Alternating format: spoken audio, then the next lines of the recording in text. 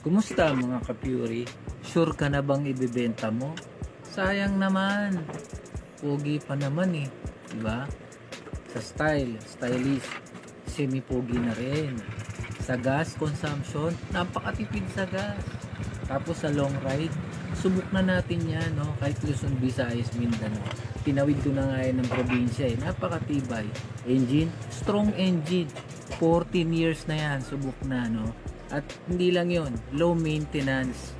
Alam naman ng lahat ng naka-Fury yan na low maintenance yan eh. No? Hindi kagaya ng iba. Ayan, wala nang coolant. Wala nang gear oil. At kung ano-ano pa, di ba? At sa setup, napakaraming setup at conversion. Kaya na natin sila lang ang malakas, di ba? Okay na kung malakas sila. Tayo eh matipid naman sa gas.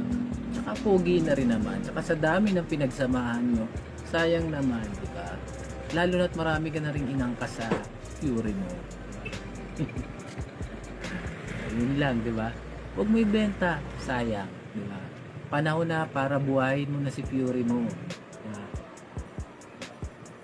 Sana ma-inspire ka dito. Ride safe.